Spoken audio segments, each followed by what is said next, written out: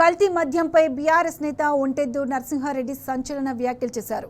సూర్యాపేట జిల్లా రామాపురంలో దొరికిన కల్తీ మద్యంలో అధికార పార్టీ నాయకుల హస్తం ఉందని మాట్లాడారు. మంత్రి ఉత్తమ్ కుమార్ మౌనం దేనికి సంకేతమని ఆయన ప్రశ్నించారు. విచారణలో అమాయకులను ఇరికించే ప్రయత్నం చేస్తున్నారని ఒంటెద్దు నరసింహారెడ్డి ఆరోపించారు. బడా నాయకుల వెనుక మంత్రి ఉత్తమ్ కుమార్ లేకుంటే కల్తీ మద్యం తయారు చేస్తున్న కాంగ్రెస్ నాయకుల్ని వెంటనే అరెస్ట్ చేయించాలని డిమాండ్ చేశారు. లేకుంటే రానున్న రోజుల్లో భారీ ఎత్తున నిరసన కార్యక్రమాలు చేపడతామని హెచ్చరించారు. స్థానిక సంస్థల ఎన్నికలో బీఆర్ఎస్ విజయం ఖాయమని ఆయన ధీమా వ్యక్తం చేశారు. నిన్న మేలచెరువు మండలం రామాపురంలో కల్తీ మద్యం తయారీకి సంబంధించిన మెటీరియల్ స్పిరిట్తో సహా పెద్ద ఎత్తున పట్టుబడ్డాయి. ఎక్సైజ్ వాళ్ళు దాడి చేస్తే ఎవరు దాని ఎన్నుకుని నడిపించేది? కాంగ్రెస్ మాఫియా కాదా? ఇక్కడ హుజూర్ నగర్ లో ఉన్న మేలచెరువు మండలంలో ఉన్న కాంగ్రెస్ మాఫియా కాదా నడిపించేది? ఎవరింట్లో దొరికినాయి? అది ఎవరి ఇలా కేసు లేకుండా చేయడానికి నువ్వు ప్రయత్నం చేస్తున్నావు. నువ్వు ఉత్తమ్ కుమార్ రెడ్డి జవాబు చెప్పాల్సిన అవసరం ఉంది. నీ వాళ్ళు కాదండి, ప్రకటించు.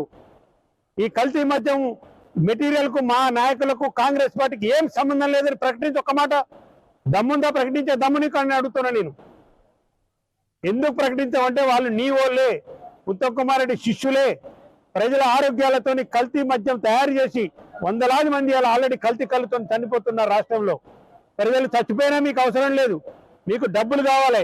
ఈ మాఫియాతో ఇక్కడ ఏముంది? మట్టి మాఫియా. ఇక్కడ మొత్తం గ్రావెల్ మాఫియా, మొత్తం మట్టి మాఫియా ఈయన చేతుల్లో ఉంటుంది. వాళ్ళు ఈయనకు మామూలు ఇస్తారు నెల నెల. ఇప్పుడు ఈ కల్తీ మద్యం తయారీదారులు వీళ్ళు ఈ నెల నెల ఈయనకు మామూలు ఇస్తారు. పోలీసు వాళ్ళకి ఇంతకుముందు కూడా హెచ్చరించడం మళ్ళీ ఒకసారి చెప్తున్నాను, ఇది మర్యాద కాదు. మీరు రాజ్యాంగం ప్రకారం నడుచుకోవాలి. ఉత్తమ్ కుమార్ చెప్పిన నడిస్తే రేపు అధికారం రాబోయేది మాదే అధికారం. ప్రజాస్వామ్యంగా పోవాలా. మీరు పెట్టిన వాళ్ళ మీద కేసులు పెడతారండి. అయిపోయిన కేసులు మళ్ళీ తిరగదొడతారా? సిగ్గుండాలి ఉత్తమ్ కుమార్ రెడ్డి. పోలీసులతో నువ్వు ఈ నియోజకవర్గంలో రాజకీయం చేయటం అనేది దాని అర్థం నువ్వు రాజకీయంగా బీఆర్ఎస్ పార్టీని ఎదుర్కోలేవని తేలిపోయింది. వచ్చే ఎన్నికల్లో నీ పరాజయం తప్పదని కూడా ప్రజలు నిర్ణయించుకోరు. ఆల్రెడీ నీ పతనం స్థానిక ఎన్నికలతోనే మొదలవుతుంది. నువ్వు ఎన్ని డబ్బులు పెట్టినా కానీ ఓడిపోవడం ఖాయం అనేది ఉత్తమ్ కుమార్ రెడ్డికి ఈ సందర్భంగా హెచ్చరిస్తున్నా. ఇప్పటికైనా ప్రజాస్వామ్య యుద్ధంగా మార్చుకో, ప్రజాస్వామ్య యుద్ధంగా ఉండు.